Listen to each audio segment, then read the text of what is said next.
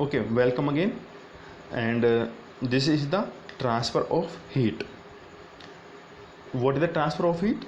Heat is a form of energy that gets transferred from hotter objects to the colder object. Thus, a hot body loses the heat energy and cold body gains the heat energy. The transfer of heat continues till both the bodies attain the same temperature.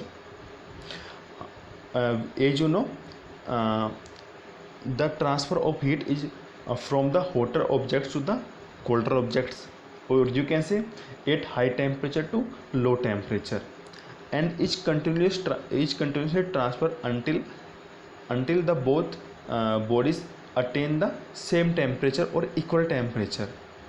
ठीक है, तो in this process one object loses its energy and second gains heat energy.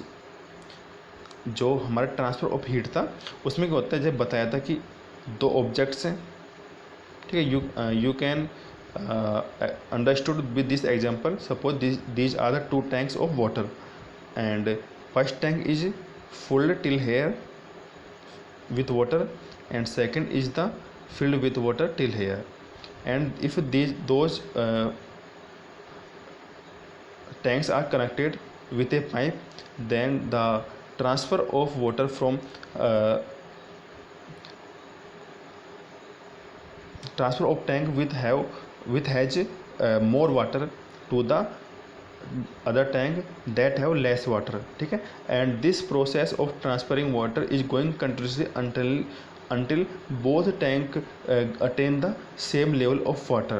ठीक है, जब तक कि ये transfer तब तक होएगा पानी का जब तक दोनों टंकियों में जो पानी का लेवल है वो इक्वल ना हो जाए. ऐसे एनर्जी जहाँ पर ज़्यादा एनर्जी है फिर ज़्यादा हॉट है उससे कम एनर्जी वाला या फिर कम हॉट पे जाएगा. ठीक है, ये कम एनर्जी है फिर कम हॉट है फिर कोल्ड है, उससे वो ट्रांसफ़र होगा तब तक होएगा कि दोनों का टेम्परेचर इक्वल ना हो जाए. Okay, next, heat can be transfer from one body to another by 3 modes as shown in the flow chart given below. जो हीट ट्रांसफ़र होता है उसके 3 मोड्स हैं ट्रांसफ़र होने के. पहला है conduction, second is the convection, third is the radiation. ठीक है, these are 3 modes of heat of transfer of heat. Okay, so let's read about the first mode of transfer of heat. The first mode is the conduction, mostly in solids. ठीक है, you must have experienced that a metal spoon kept in a pan of boiling water also get heated. This happens because heat from the hot liquid flow to the metal spoon by conduction. आपने देखा होगा कि मान लो आप पानी गर्म कर रहे हो या फिर आप ऐसे मान लो सब्जी बना रहे हो. ओके, सब्जी बना रहे हो किसमें, एक पैन में. आप चम्मच से उसको चम्मच रख दिया आपने उस पर, ठीक है, तो आप या फिर चम्मच से उसको चला रहे हो उसके पैन में. तो after some time you will feel that the spoon also hot. ठीक है, आपको लगेगा चम्मच भी गर्म हो गया. क्यों? क्योंकि जो हीट थी वो पैन से चम्मच में ट्रांसफ़र हो गई. और बताया था कंडक्शन क्या होता है, transfer between solid to solid. जैसे पैन था वो भी सॉलिड का था, स्पून था वो भी सॉलिड का था, और दोनों टच में थे, इस कारण वो हीट ट्रांसफ़र हो गई और वो मोड को बोलते हैं कंडक्शन. ये जनरली सॉलिड में होता है क्योंकि पैन और स्पून दोनों ही सॉलिड्स हैं.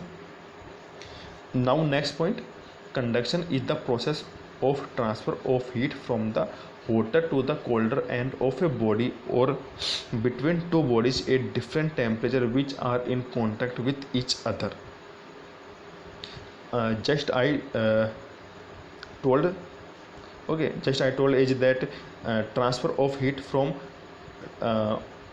one body to the one solid to the other solid when both are in contact or in touch. ठीक है, and heat transfer from hotter place to the colder place. ठीक है, और you can say from the hot solid to the cold solid, but both solids should be in touch or contact. The second point, transfer of heat by conduction takes place mostly in solid, but can also take place in liquid and gases. You learn about it in the higher classes. हमने पढ़ा था कि जो transfer of heat था solid में वो conduction से होता है, लेकिन लिक्विड और गैसों में कंडक्शन हो सकता है. इसकी नॉलेज हम अगली नेक्स्ट क्लासेस आएंगी, अगली जो कक्षाएँ आएंगी 10, 9 हो गए, 11, 12, वहाँ पे we got knowledge about it.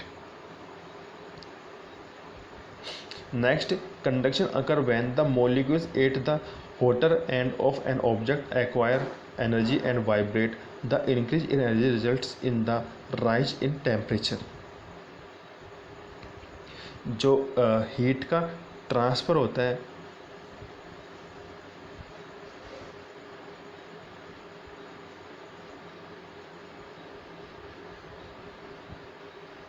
देखो, सॉलिड में ट्रांसफ़र कैसे होता है. जैसे ये एक सॉलिड था, ओके. इसमें क्या होता है, सॉलिड के अंदर मॉलिक्यूल्स होते हैं, ऐसे मॉलिक्यूल्स होते हैं. अगर मान लो यहाँ पे मैं कोई कैंडल जला दूँ, यहाँ पर कैंडल जला दूँ, एक कैंडल, पूरा सॉलिड रोड है, वो सारे मॉलिक्यूल आपस में टच है इसमें. यहाँ पे मैं एक कैंडल जला रहा हूँ, ओके, कैंडल जला दी मैंने यहाँ पे. तो यहाँ का जो मॉलिक्यूल था इसको हीट मिलेगी, एनर्जी मिलेगी इस कैंडल से. तो ये क्या करेगा, हीट पा के वाइब्रेट करेगा. तो वाइब्रेट करके जो अगला जो इसका टच में है, अगला मॉलिक्यूल इसके टच में है, वो भी वाइब्रेट करेगा. क्यों वाइब्रेट करेगा, क्योंकि इसकी जो वाइब्रेट करेगा तो इसकी एनर्जी इसमें आ जाएगी, फिर ये भी वाइब्रेट करेगा, फिर इसकी एनर्जी इसमें आ जाएगी, ये वाइब्रेट करेगा. तो ऐसी हीट ट्रांसफर होती चली जाएगी, ओके. तो ऐसी इसको बोलते हैं conduction. Next, the vibrating molecule at the hotter ends induce vibration in the neighboring molecule. This way, the vibrations are passed around the object and thus heat transfer to its other end. Okay, same things I told you about it. Next, remember for conduction to occur, the two objects have to be in contact and their temperatures should not be the same. कि अभी बताया था कि conduction तभी होएगा जब दो objects हैं या फिर दो सॉलिड हैं, दोनों को टेम्परेचर में डिफरेंस होना चाहिए. यानी कि एक का टेम्परेचर हाई और एक का लो, दोनों सेम होएगा तो कंडक्शन नहीं होगा, okay. Next, substance like metals that allow heat energy to flow through them are called good conductors of heat.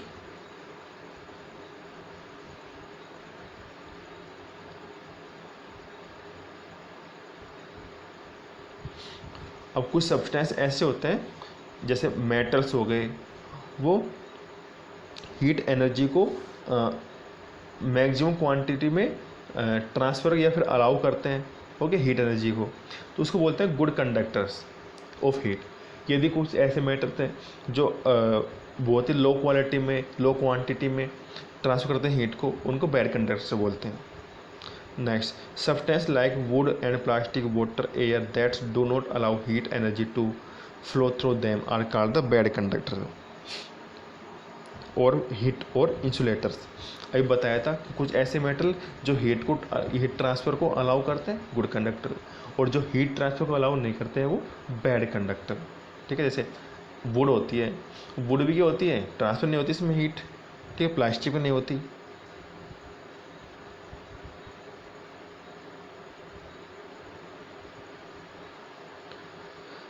Next is the application of conduction in the daily life. हमारे daily life में जो conduction use करते हैं, transfer of heat एक mode है.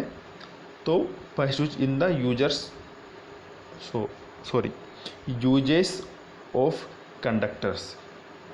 First, metal which are good conductors of heat are used to make cooking utensils like pans and pressure cookers so that heat gets transferred to the food that has to be cooked. जो ऐसे metal जो good transfer होते हैं heat के, उनको हम cooking utensil, जो खाने बनाने वाले बर्तन होते हैं उनमें यूज किया जाता है. जैसे पैन है, यहाँ पे प्रेशर कुकर है, उससे क्या होगा कि जो पैन है ये इसको हीट मिलेगी किससे, जो हमारा गैस के बर्नर से हीट मिलेगी. फिर जो इसके अंदर फूड है ये उसमें ट्रांसफ़र कर देंगे, हमारा फूड राइप हो जाएगा, फिर पक जाएगा, okay. Next, mercury is used in thermometers because it expand on heat and राइसेस up. जो मरकरी होती है, मरकरी क्या होती है, मेटल होती है, वो भी कौन से बेसिस पे, कंडक्शन बेस पे। तो थर्मोमीटर यूज ली जाती है क्योंकि वो हीट पे एक्सपेंशन होती है और उसका जो लेवल है ग्लास ट्यूब में वो राइज अप हो जाता है, ठीक है, और हमको इंडिकेट करता है लेवल ऑफ टेम्परेचर।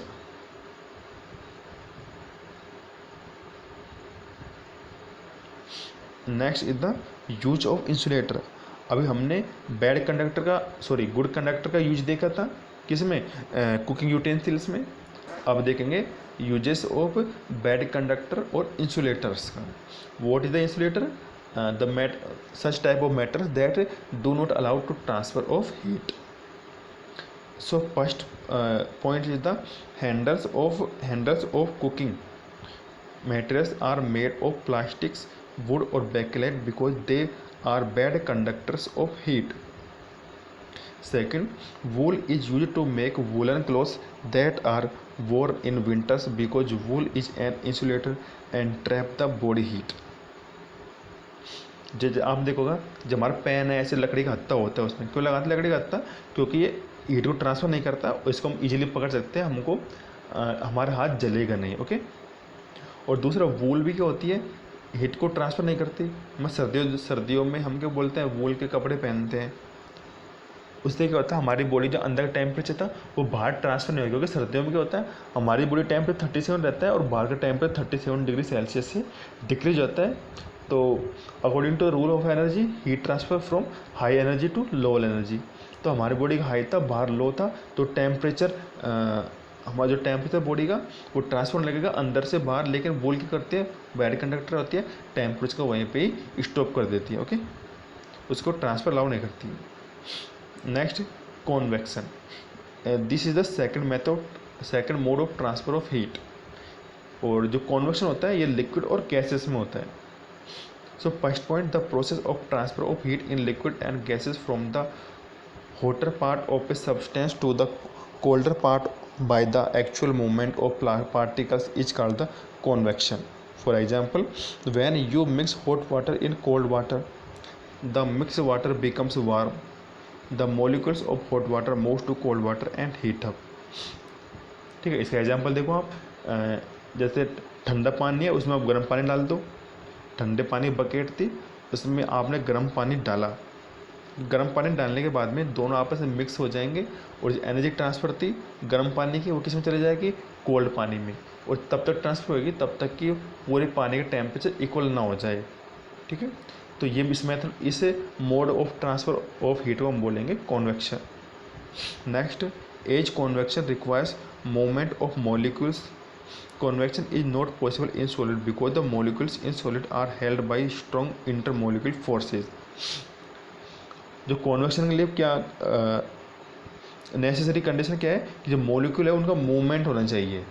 तो मॉलिक्यूल्स का मूवमेंट किस में नहीं होता है, सॉलिड्स में, क्योंकि सॉलिड क्या होता है एक दूसरे से स्ट्रॉन्ग इंटरमोलिकुलर फोर्सेस से बाइंड अप होते हैं, इसलिए उनमें ट्रांसफ़र नहीं हो, उसमें मॉलिक्यूल मूवमेंट नहीं करते, इसलिए उनमें जो मोड था किसका, कॉन्वेक्शन का, वो अप्लाई नहीं हो सकता। तो किस मॉलिक्यूलर मूवमेंट किस में होता है, केवल लिक्विड और गैसेस में। तो कॉन्वेक्शन केवल गैस और लिक्विड के लिए ही होगा।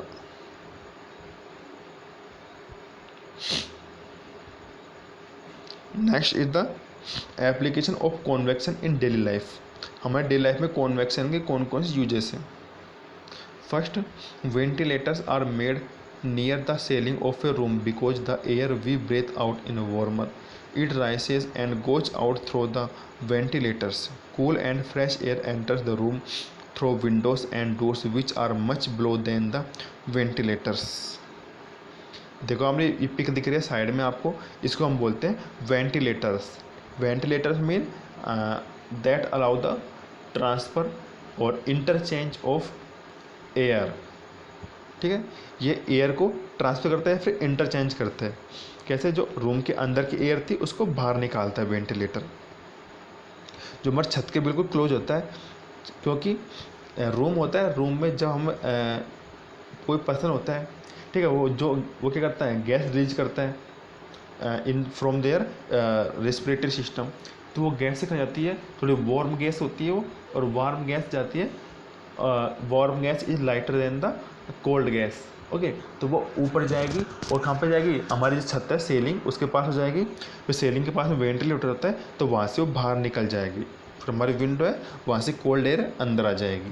ठीक है, तो प्रोसेस को जो होता है ट्रांसफर ऑफ हीट का, ये कौन सा है, convection. Now heaters and blowers used to heat up a room should be placed near the ground level so that they heat the entire room by setting up convection current। अब देखो सर्दियों में हम हीटर चलाते हैं, उसको हम बिल्कुल हमारे जो फर्श है, जो फ्लोर है, बिल्कुल उसके क्लोज रखना चाहिए, बिल्कुल नीचे। उससे क्या होगा, जो हीट है, जो हमारा हीटर है वो क्या ट्रांसफर करेगा, हमारा जो हीटर है वो हीट जनरेट करेगा और फिर जो एयर था एयर को गर्म कर देगा वो।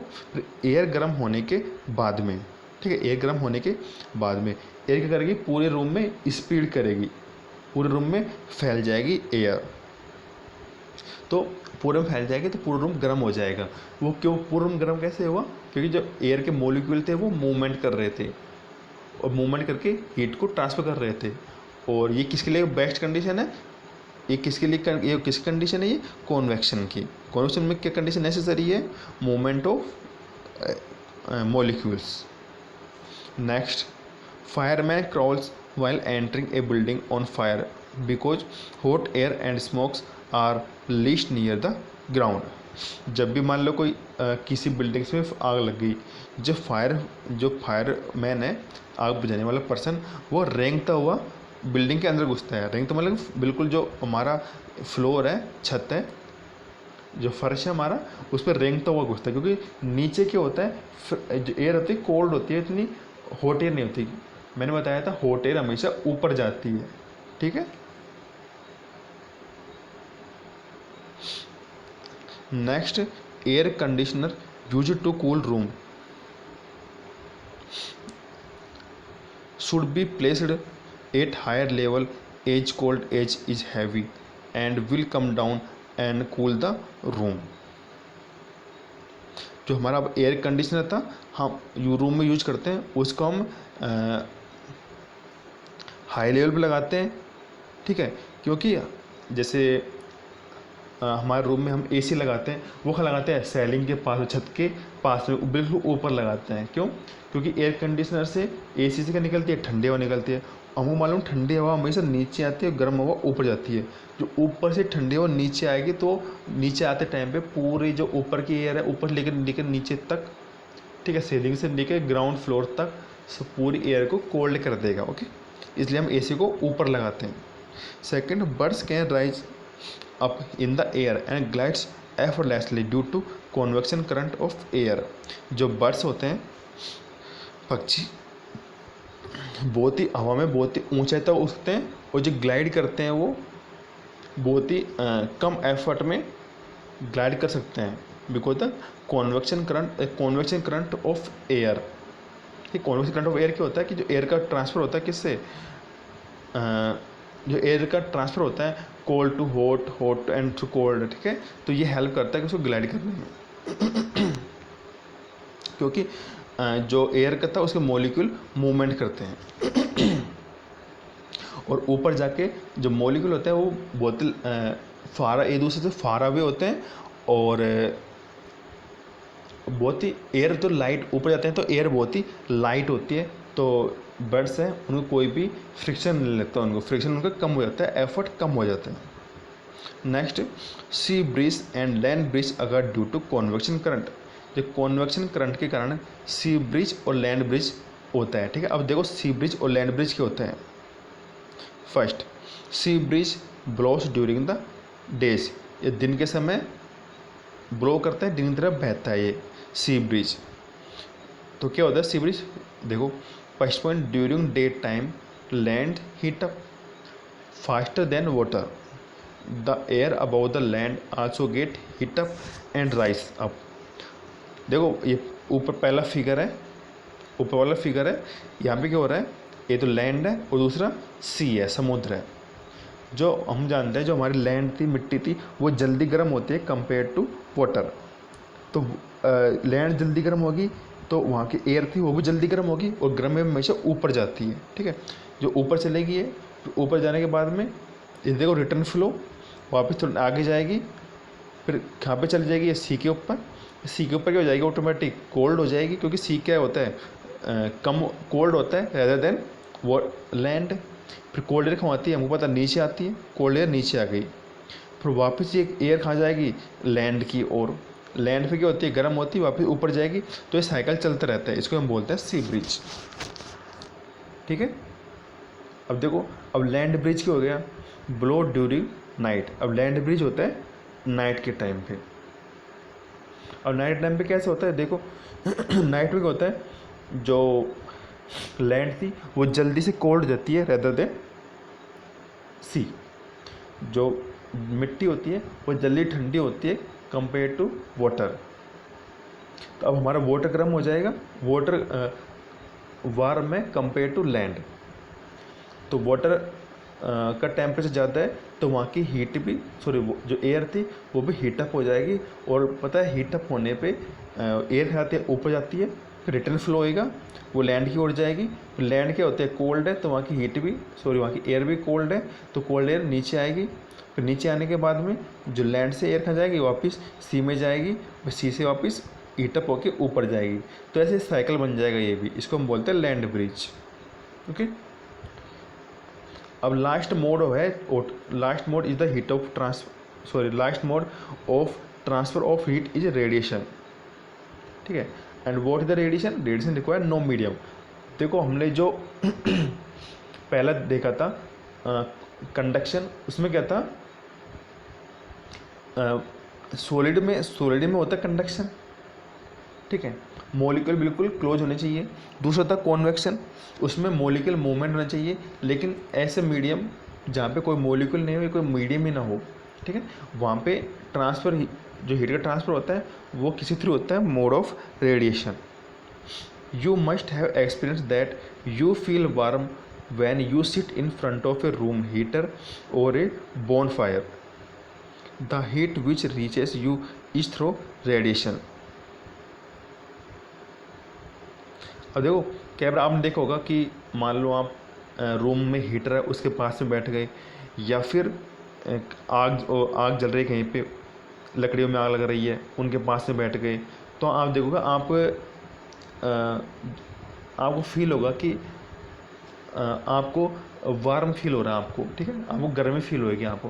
वो किस थ्रू होती है, रेडिएशन के थ्रू। ये फिर आप ऐसे दे सकते हो कि धूप में आप बैठ जाओ तो आपको वार्म फील होगी, आपको गर्मी लगेगी। क्यों लगेगी, क्योंकि जो सन से जो लाइट आ रही है वो किसके थ्रू आ रही है, रेडिएशन के थ्रू। क्योंकि सन और अर्थ के बीच में क्या है, कोई भी मीडियम है ही नहीं। सन ओके, जो हमारा अर्थ है उसके एनवायरनमेंट से अबव कोई मीडियम है ही नहीं। तो वहाँ से जो एनर्जी आ रही है सन के साथ में, सन रेस के साथ में, कौन से मीडियम से आ रही हो, रेडिएशन से। Next, radiation is the process of transfer of heat which does not require any medium, ठीक है, इसको कोई भी मीडियम की रिक्वायरमेंट नहीं होती है। In this process, the heat is transferred from a hot body in all directions without the help of intermediate particles. The radiation does not heat the medium through which it passes. By the process of radiation, heat can also be transferred through vacuum. Radiation क्या बताया था कि जहाँ पे medium ना हो वहाँ भी ट्रांसफ़र हो जाएगा, ठीक है। और जो खाली स्पेस था, वैक्यूम था, जहाँ पे कोई मीडियम नहीं था, वहाँ होकर भी ट्रांसफ़र हो जाएगा। जो खाली मीडियम था या फिर कोई मीडियम था ही नहीं, वैक्यूम था, उसको ये हीटअप नहीं करता है। Next, heat energy from the sun reaches us through radiation बताया था। जो सन से जो हमको हीट एनर्जी मिलती है वो रेडिएशन के थ्रू मिलती है। The extent of absorption and reflection of heat due to radiation depends upon the nature of the surface of the object and the color of the object. अब जो किसी भी जो ऑब्जेक्ट है उसे एनर्जी रिफ्लेक्ट होती है, फिर कोई एब्जॉर्ब होती है, वो किस पर डिपेंड करता है, सरफेस के या ऑब्जेक्ट के नेचर पे और उसके कलर पे। कैसे, black and dark colour object absorb more radiant than the white and light colour object. It is for the reason that why we prefer wearing dark color clothes in winter and the light color in clothes in the summer. अब देखो जो काले रंग की और dark colour है, ठीक है, डार्क कलर हो या ब्लैक कलर हो, वो ज़्यादा हीट एब्जॉर्व करता है compare to white and light colour. इसलिए हम सर्दियों में ब्लैक कलर के कपड़े या फिर डार्क कलर के कपड़े पहनते हैं, क्योंकि वो हीट को ज़्यादा एब्जॉर्व करेंगे, ज़्यादा हीट एब्जॉर्व करेंगे तो हमारी बॉडी वार्म रहेगी। और गर्मियों में हम लाइट कलर पहनते हैं बिल्कुल, या फिर वाइट कलर के कपड़े पहनते हैं। उससे क्या होती है, वो हीट को कम एब्जॉर्व करती हैं, ठीक है, और हमको इतनी वार्म फील नहीं होती किसमें, समर में। Next, shiny and smooth surface reflect heat while dark and rough surface absorb more heat. जो चमकीली और प्लेन सरफेस है वो हीट को रिफ्लेक्ट करती है, हीट आए उसको वापस उसी मीडियम में ट्रांसफ़र कर देगी, जबकि जो डार्क और जो रफ सरफेस है, खुदरी सरफेस है, वो हीट को एब्जॉर्ब कर लेती है। Okay, now application of radiation in daily life. जो रेडिएशन है उसके हम एप्लीकेशन डेली लाइफ में देखेंगे कौन कौन से। Electric room heaters have mirror और shiny surface behind the heating coil which help to direct all the heat from the heating coil toward the front of the heater। जो हमारा electric heater होता है रूम में, उसमें mirror और shiny surface होती है किसके, हीटिंग कोयल के पीछे। या तो मिरर लगा होता है या फिर जो चमकीली सरफेस होती है वो क्या करती है, जो हीट को वहाँ से ट्रांसफ़र करती है कहाँ पे, आगे की कोयल की तरफ, ठीक है। इससे और जिससे क्या होता है, जो हीट थी वो सारी, जो मेन फ्रंट हीटर था, सारे जो हीटर का फ्रंट था उस पर सारी हीट आ जाएगी और हमारे जो रूम है उसको ज़्यादा हीट मिलेगी, ठीक है, सारी हीट एक डायरेक्शन में आ जाएगी। Next, the base of cooking utensil are painted black so that they absorb more heat energy and cook food in less time. हम देखोगे जो हमारे खाने बनाने के बर्तन होते हैं वो अधिकतर ब्लैक कलर में होते हैं। क्यों, पता है कि ब्लैक ज़्यादा हीट एब्जॉर्ब करते हैं और हमारा जो फूड है वो जल्दी से कुक हो जाता है। Next, dark coloured cloth are more suitable for winter because they absorb more heat of sun. अब बताया था कि सर्दियों में हम डार्क कलर के कपड़े या ब्लैक कपड़े पहनते हैं क्योंकि हीट ज़्यादा एब्जॉर्ब करते हैं सन की और हमारी बॉडी को गर्म रखते हैं। Now difference between the conduction, convection and radiation, ठीक है, अभी बताया था, मैंने डिस्कस किया था, वो उन सारे की जो एक समरी टेबल है वो ये है, ठीक है, डिफरेंस है तीनों का। We already discuss about this, okay, so no need to discuss here, but you can read it. Now last is the thermos flask, ठीक है, thermos flask, what is the thermos flask? A thermos flask does not allow loss or gain of heat by the material stored in it। Thermal flask ऐसा होता है जिसको हम thermos भी बोलते हैं, जो भी इसके अंदर हमने कोई भी इसको लिक्विड भर दिया तो उसका टेम्परेचर उसको मेंटेन रखता है, ना तो उसको इंक्रीज करेगा ना डिक्रीज करेगा, ठीक है। मान लो हमने इसके अंदर चाय भर दी, गर्म चाय भर दी तो गर्म ही रहेगी लॉन्ग टाइम तक, ठीक है, या फिर ठंडा पानी भर दिया तो भी लॉन्ग टाइम तक ठंडा रहेगा। Next, all three modes of heat transfer, conduction, convection and radiation are minimised inside it. ये सारे मोड है वो बहुत ही मिनिमाइज होता है किसके, इसके अंदर। जो तीन मोड है हीट और जो ट्रांसफ़र ऑफ हीट के, वो तीनों इसमें अप्लाई नहीं होते या फिर बहुत ही लेस क्वांटिटी में अप्लाई होते हैं। First, the outer casing of the thermos flask is made of an insulating material like plastic that minimize the heat loss due to conduction। अभी बताया था कि प्लास्टिक क्या होती है, बैड कंडक्टर होती है या फिर इंसुलेटर होती है। तो इसका भारी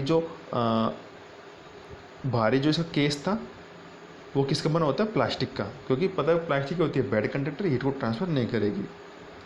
Second, heat loss due to convection is minimized in the inner jar made of a double glass or stainless steel due to the vacuum present between them। जो हमारा अंदर का जो इसका पार्ट था वो किसका बना होता है, या तो डबल ग्लास का, मीन दो ग्लास है उनके बीच में खाली स्पेस, या फिर स्टेनलेस स्टील का। वो खाली स्पेस इसलिए रखते हैं ताकि खारिश में क्या होता है, एयर होती है, उनको पता है एयर क्या होती है, बैड कंडक्टर होती है, हीट का ट्रांसफ़र नहीं करती है, ठीक है। Third is the inner surface of the jar is highly reflective, this minimize the heat loss due to the radiation, the heat radiation are reflected back into the jar. जो इसका अंदर वाला पोर्शन होता है जार का, वो shiny होता है, ताकि उससे जो भी हीट निकले वो टकरा के वापस ही स्ट्राइक करके सरफेस पे स्ट्राइक करके वापस उसके अंदर आ जाएगी, वो बाहर निकल नहीं पाएगी, ठीक है। इसलिए इसको शाइनी बनाया जाता है ताकि हीट अंदर ही कैचअप रहे, ठीक है। अंदर ही हीट ट्रैप रहेगा तो उसका टेम्परेचर मेंटेन रहेगा, इसलिए उसको शाइनी सरफेस बनाती है ताकि हीट ट्रैप रहे उसके अंदर। So this is the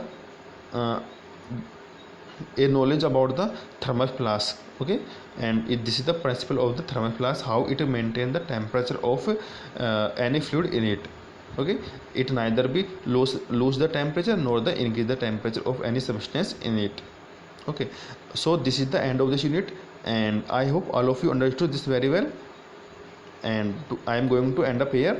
Thank you all of you for listening me, and I will give send question and answer of this unit. You have to note down in your notebook, okay, and you have also note down the key terms and glossary about this chapter, okay. Thank you all of you for listening me, and God bless all of you. Thank you.